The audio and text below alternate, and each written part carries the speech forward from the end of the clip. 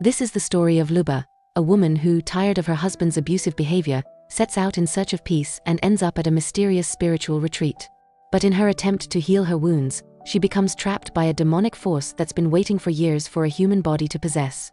But before we begin, please like, share, and subscribe to the channel. At the beginning of the story, we see Luba, who along with her two friends, Zoya and Sveta, is heading to a spiritual retreat in Los Gavo, far away from the city. Actually, all three of them are troubled in their own ways. Sveta's problem is that she's unable to conceive, while Luba is tormented by her husband's abusive behavior. After a long journey, first by car, then by boat, they finally reach their destination. At the pier, they're greeted by Tikhon and Ignat. The place feels strange, isolated deep in the woods far from the city. There's no electricity, no fancy facilities. Tikhon shows them to their rooms and collects their phones, warning them not to leave their rooms at night. But Luba, restless and weighed down by her miserable life, can't sleep. Craving some fresh air, she sits by the river, lost in the memory of the day she had gone to a boat party with her husband Sergei. Everyone there was drunk, except Luba. She hadn't even touched alcohol. That's when Sergei's boss started behaving inappropriately with her, inappropriately touching her. And instead of protecting his wife, Sergei walked away, leaving her alone with him. Shaken by the harassment, Luba vomited on Sergei's boss. Sergei was furious. He only cared about his promotion, not Luba's dignity. To him, Luba was nothing more than a trophy wife. He blamed her entirely, saying his boss was drunk and that if she had just flirted back a little, what would it have mattered? When they stopped at a gas station, Sergei went to the restroom. That's when Luba noticed a knife lying in the car's glove box. Tired of her marriage and her life, she thought about ending it all right there, but just then, a gas station worker noticed her. He knocked on the car window, asked if she was okay, and in that moment, Luba stopped herself from cutting her wrist. As Luba sat alone and sad by the riverside, she suddenly felt that someone was watching her from the bushes. Terrified, she ran back to her room and hid under the bed, just like she used to as a child, when her drunk father would beat her mother. When morning came, Luba decided to investigate and headed back to the riverbank. On her way, she met a man wearing a hoodie, blowing a conch shell loudly. This was Danila, the main guru of the spiritual retreat. The moment Danila saw Luba, he sensed something within her and called her still waters. Calm on the surface, but carrying deep pain and restlessness inside. Suddenly, as if by some strange magic, Danila triggered memories in Luba's mind, all the ones that terrified her the most. He told her that this fear within her would destroy her, and saying that, he began to walk away. Countless questions started to whirl in Luba's mind, and in search of answers, she followed Danila. A little further ahead, they came across a group of retreatants preparing for some kind of ritual. Danila put down the conch shell and picked up a frame drum, playing it rhythmically as he led the group to a special place, a circle of stones with one large stone in the center. Lost in his drumming, Danila seemed to enter a trance. The retreatants were absorbed in their prayers, but as the ritual continued, Luba's fear and haunting memories began to overwhelm her, until she collapsed and fainted. When she regained consciousness, everyone had left. Everyone except Danila, who was still there, beating the drum with the same intensity. Luba was terrified. She couldn't understand what was happening around her. Suddenly, she saw a dark, shadowy figure moving toward her. She froze in fear and ran back toward the retreat house. But the moment she stepped inside, she was pulled back into her painful memories, seeing her husband cheating on her with another woman. When she came to, she found herself lying outside the retreat house, and right in front of her was Danila, lying on the ground saying, "What a beautiful day." Somehow, Danila could see people's fears, their memories, and even the thoughts running through their minds. He looked at Luba and asked, "What are you really running from?" Then, without mentioning Sergei's name, he teased her and said, "He gave you everything he could, he set you free. You should be thankful to him." Luba says that her being here is nothing but a coincidence. With a sarcasm, she adds that she doesn't need any spiritual guru. Danila teases her again, "Coincidence? Well, at least the universe heard your cries." Their conversation goes on for a while, both taking playful jabs at each other and exchanging witty remarks. The atmosphere has started to lighten up a bit. Sveta is thanking Zoya for bringing her here. Yes, the healing methods and rituals here are a bit strange, but they seem to be working. Luba too is feeling somewhat better now. She tells Sveta that she finally understands what she needs to do. She says she's going to leave Sergei. Danila overhears her words, and a strange smile spreads across his face. Although Luba had once talked about divorce before, telling Sergei clearly that she could no longer stay with him, Sergei is a little unhinged.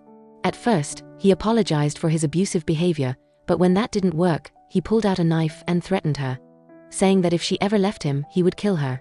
Today, during a therapy session, all the retreatants are dancing, shouting, and trying to release their inner pain. Suddenly, Luba attacks a girl, mistaking her for the one she saw with Sergei on the ship. But when she comes to her senses, she realizes it's someone else. Without saying a word, Luba walks away. Luba is deeply disturbed. Slowly, the line between her hallucinations and reality is fading. She can no longer tell what's real and what's not. Suddenly, she sees Danila in her room. No one knows when or how he got there. Startled, Luba looks at him. Danila is strange. He appears anywhere, anytime.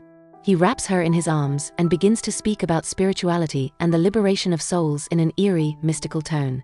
No one knows what mantra he whispered into Luba's ear, but she faints instantly. When she regains consciousness, she finds that her entire body, except for her head, is buried in the ground. Danila and his followers are performing bizarre rituals around her. Luba pleads with them to let her out, but they ignore her and walk away.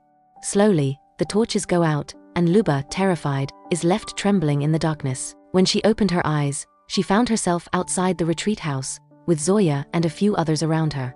Zoya was telling Luba that she needed to keep herself under control, no matter how strange the things she was seeing might seem. Luba tried to explain to Zoya that Danila had done something to her and that whatever was happening here wasn't right. She said these people were insane. They had buried her alive. Luba insisted they needed to get out of this place as soon as possible. But Zoya refused to leave and scolded Luba, saying this was all part of their healing process, and if she truly wanted to heal, she had to trust the gurus. As soon as Zoya left, Luba saw Danila and Tikhon walking toward the campfire.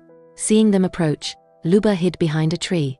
Tikhon was telling Danila that one of the girls had run away with her cell phone, but Danila seemed completely calm, as if this was nothing unusual. He said, "Don't worry, she'll be back by tomorrow," and walked away. Hearing their conversation, Luba's suspicions grew even stronger. She decided she would escape that very night. As she made her way toward the dock, she spotted Sveta, half buried in the ground in terrible condition. Before Luba could pull her out, she saw Tikhon and Ignat approaching with torches in their hands. She quickly hid behind another tree, and once they were gone, she rushed to dig Sveta out. Sveta was in terrible condition, clutching her stomach in pain, muttering strange things, saying she was pregnant and about to give birth. With great difficulty, Luba tried to convince her that she wasn't pregnant and that it was all just a hallucination. Sveta explained that Tikhon had given everyone a special drink, and after drinking it, she lost consciousness. When she woke up, she found herself buried in the ground. Sveta said they needed to call the police, but for that, they'd need a cell phone. Luba knew where the phones were kept, but she had no idea where the car keys were. Entrusting Sveta with finding the keys, Luba went off to look for her phone. When Luba reached the retreat house, she saw Danila and his followers sealing a girl inside a coffin. But somehow, Danila sensed someone was watching. A moment ago, he was inside the room, and now suddenly he was standing right in front of Luba. Luba told Danila that whatever was happening here wasn't therapy. It was torture, and he needed to stop it. Danila didn't respond. He simply vanished into thin air. Luba was stunned. She couldn't understand whether what was happening was real or just another hallucination. But whatever it was, she finally found her phone. Here, Sveta couldn't find the car keys and her stomach pain started again. She was once more delusional, believing she was pregnant. Luba tried to convince her that it was all just in her head, but then they saw Tikhon and Ignat holding torches, searching for them. Both of them hid in the bushes, but Sveta couldn't bear the pain for long and screamed out in agony. Tikhon and Ignat caught Sveta, but Luba managed to escape.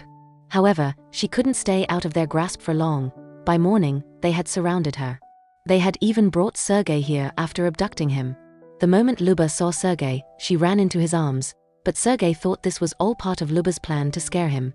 Luba tried to explain, but it was no use. An argument broke out between them, and before Sergei could kill Luba, she slashed his throat with his own knife. When she regained consciousness, she was lying there on the ground, and right in front of her stood Danila. She looked at the body lying before her and was shocked. It wasn't Sergei. It was someone else. But she had slit Sergei's throat. She was sure of it. She shouted at Danila, saying he and the others were there. They had all seen it with their own eyes. Danila told her they weren't there, that all of them had been at the retreat house the entire night. He said they had just found her lying here.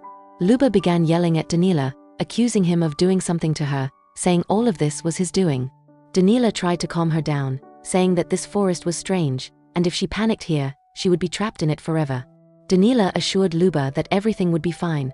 She just had to do exactly what he said. Danila beat the drum and performed some ritual, telling Luba to remember her past. But this time, Luba's past had changed. She was no longer silent, no longer tolerating people's abuse.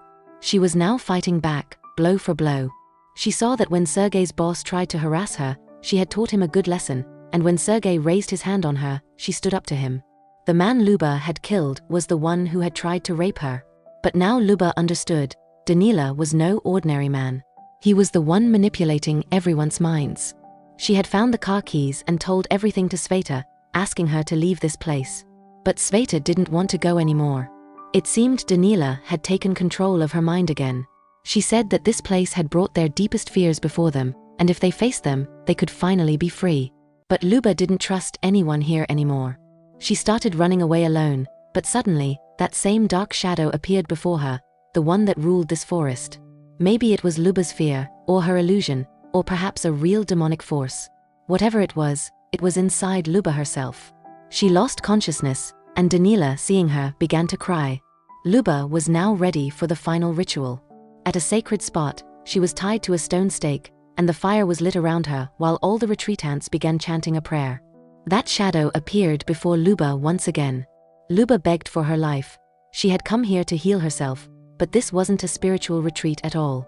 It was a cult that sacrificed women in the name of its twisted beliefs. Just before Luba could lose her life, Sergei arrived, just in time to rescue her from their clutches. But soon he learned that Luba had killed someone here, and he burst out in anger. Luba refused to go with him, and in rage, Sergei pointed a gun at her.